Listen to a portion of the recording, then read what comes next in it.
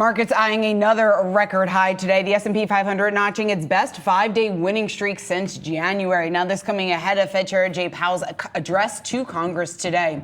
So let's talk about what exactly this means for the market. For that, we want to bring in Ann Sonders, Charles Schwab's chief investment strategist. Ann, it's great to see you. So when we've been having these conversations over the past several weeks now, the conversation has really been dominated by the fact that it's largely driven the gains we've seen by these handful of large cap names. There's some worry about the lack of breadth that we're seeing in the market. I'm curious just your broad take of the current setup right now and how this looks here in the second half of the year.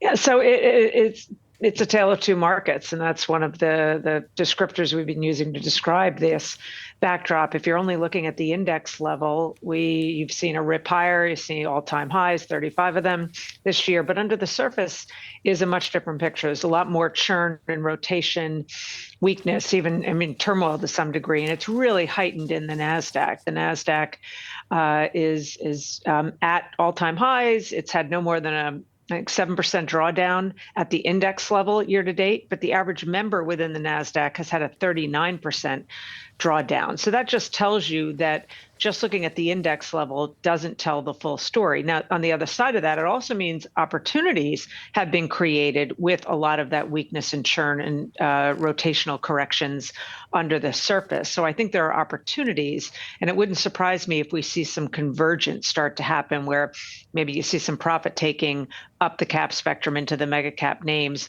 but some interest on the buy side in some of those other areas. What is the biggest event driver, even in this tale of two markets, as we're looking at this second half? Is it the Fed cut? Is it geopolitical concerns? Is it election risks? I think those are all important at a broad macro level and affecting things like volatility, not really at the index level, because a measure like the VIX is not even, a teenager at this point, but at the individual stock level. But in terms of defining within the rest of the market, the performance spread between the winners and the losers, you can do that at the factor level. And there is still a quality bias in terms of what's working and what's not. You can do a profitability range, and that's particularly acute within the Russell 2000, where the profitable stocks have done quite well over the past year. The not profitable stocks have done quite poorly. You can look at it in terms of interest coverage. High interest coverage stocks have done very well. Low interest coverage stocks have not.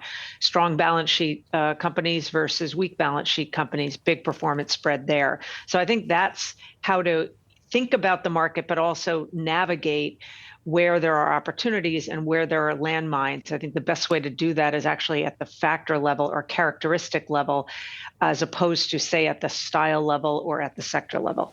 Listen, when you talk about the fact that we are seeing this wide gap between the performance of some of these handful of large cap names versus everything else that's really underneath the surface, is this a trend that you see could potentially persist for some time?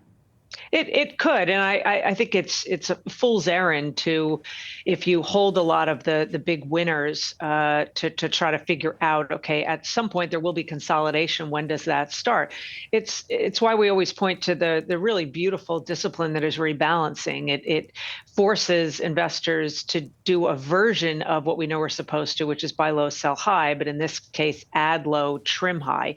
And here's though where psychology comes in. Very recently, I had a conversation with a client about one particular stock within the Magnificent Seven, and this client had sold a little bit of the position, and then the stock ripped higher. And this client said, "Oh, I'm so mad at myself. I'm so annoyed." Meanwhile, they still have a huge position, and the stock has gone up a lot. But it's the psychology of, but I sold a little bit, so I posed the question back: would you be happier if the stock went down a lot? Because then you had the bragging rights of, well, I trimmed a little. So this is where psychology comes into play, and rebalancing just means you take some profits and you find opportunities to add where there's maybe been underperformance. And that's how we're suggesting you navigate this environment, because when the party ends, I don't have any great, clearer crystal ball than anybody else does on that note.